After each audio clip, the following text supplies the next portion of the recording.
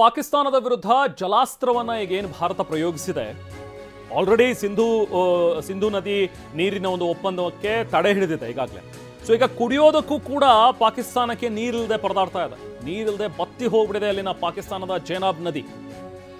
ನೀರಿನ ಹರಿವಿಲ್ಲದೆ ನದಿಯ ಒಡಲು ಖಾಲಿ ಖಾಲಿಯಾಗಿದೆ.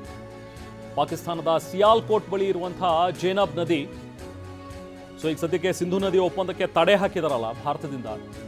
ಸೊ ಈಗ ಪಾಕಿಸ್ತಾನದ ಪರಿಸ್ಥಿತಿ ವಿಲವಿಲ ಒದ್ದಾಡೋ ರೀತಿಯಲ್ಲಾಗಿದೆ. ಅಲ್ಲಿ ಕೃಷಿ ಚಟುವಟಿಕೆಗೆ ನೀರು ಸಿಗೋದು ಬಿಡಿ, ಅಲ್ಲಿ ಕುಡಿಯೋದಕ್ಕೂ ಕೂಡ ನೀರಿಗೆ ತತ್ವಾರ ಎದುರಾಗ್ತಾ ಇದೆ. ನೋಡಿ, ದೃಶ್ಯಗಳಲ್ಲಿ ಗಮನಿಸ್ತಾ ಇದ್ದೀವಿ, ಸ್ಯಾಟಲೈಟ್ನ ಪಿಕ್ಚರ್ಸ್ ಇದು. ಜೇನಬ್ ನದಿಯ ನೀರು ಬತ್ತಿ ಹೋಗಿರುವಂಥ ದೃಶ್ಯಗಳು. ಯಾಕಂದರೆ ಇದಕ್ಕೆ ಮೇನ್ ಆಗರವಾಗಿದ್ದು, ಈ ನದಿಗೆ ಮೂಲ ಇದ್ದಿದ್ದು ಅದು ಸಿಂಧೂ ನದಿಯ ನೀರು. ಯಾವಾಗ ಭಾರತದಿಂದ ಸಿಂಧೂ ನದಿ ನೀರನ್ನು ಒಪ್ಪಂದಕ್ಕೆ ತಡೆ ಹಿಡಿದ್ರು, ಸಿಂಧೂ ನದಿ ನೀರನ್ನು ಹರಿವನ್ನು ತಡೆ ಹಿಡಿದ್ರು, ಆಗ ಜೇನಬ್ ನದಿಗೆ ನೀರಿನ ಹರಿವು ಕೂಡ ಕಮ್ಮಿ ಆಗಿದೆ. ಸೊ ನೀರಿನ ಹರಿವಿಲ್ಲದೆ ನದಿಯ ಒಡಲು ಖಾಲಿ ಖಾಲಿಯಾಗಿದೆ. ಸೊ ಹೀಗೆ ಪಾಕಿಸ್ತಾನ ತನ್ನ ಕಿತಾಪತಿಯನ್ನು ಮುಂದುವರಿಸ್ತಾ ಹೋದರೆ ಮುಂದಿನ ದಿನಗಳಲ್ಲಿ ಇನ್ನೂ ಉಗ್ರವಾದಂತಹ ದಿನಗಳನ್ನು ಅವರು ಎದುರಿಸಬೇಕಾಗತ್ತೆ ಅನ್ನುವಂಥದ್ದು ಸ್ಪಷ್ಟ.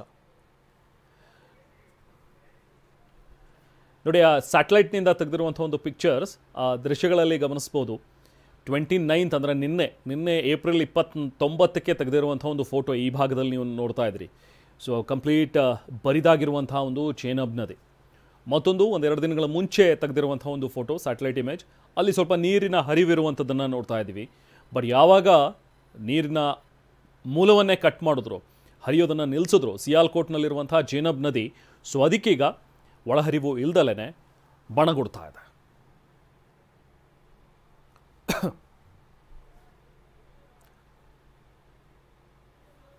ಸೊ ಹೀಗೆ ಪಾಕಿಸ್ತಾನದ ಮೇಲೆ ಒಂದಷ್ಟು ರಾಜತಾಂತ್ರಿಕ ನಿರ್ಧಾರಗಳನ್ನು ಏನು ಕೈಗೊಂಡ್ರು.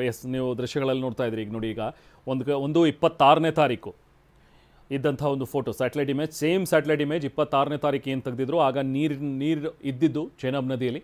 ಇನ್ನೊಂದು ಕಡೆ 29 ನಿನ್ನೆ ಒಂದು ಸ್ಯಾಟಲೈಟ್ ಇಮೇಜ್, ಸೊ ಬತ್ತಿ ಹೋಗಿರುವಂಥ ಜೇನಬ್ ನದಿ.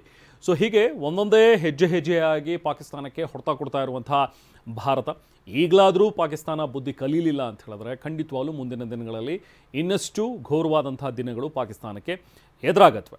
ಅದು ನೇರ ಯುದ್ಧ ಅನ್ನುವಂಥದ್ದು ಒಂದು ಕಡೆ.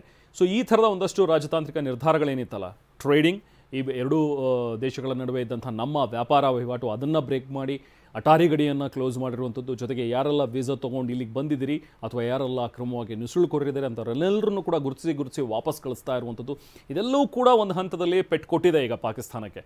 ಪಾಕಿಸ್ತಾನ ನೆಲಕ್ಕೆ ಬಿದ್ದರೂ ನಾನು ಮೀಸೆ ಮಣ್ಣಾಗಲಿಲ್ಲ ಅಂಥೇಳಿ ಹೇಳ್ಕೊಂಡು ಓಡಾಡ್ತಿರ್ಬೋದು, ನನಗೇನು ತೊಂದರೆ ಇಲ್ಲ, ನಾವು ಕೂಡ ಉತ್ತರ ಕೊಡ್ತೀವಿ, ನಾವು ಹಂಗೆ ಮಾಡ್ಬಿಡ್ತೀವಿ, ನಾವು ಹಿಂಗೆ ಮಾಡ್ಬಿಡ್ತೀವಿ ಅಂಥೇಳಿ ಹೇಳ್ತಾ ಇರ್ಬೋದು ಪಾಕಿಸ್ತಾನ. ಬಟ್ ಸ್ಟಿಲ್ ಅದಕ್ಕೆ ಪೆಟ್ಟು ಬಿದ್ದಿರುವಂಥದ್ದಂತೂ ಪಕ್ಕ.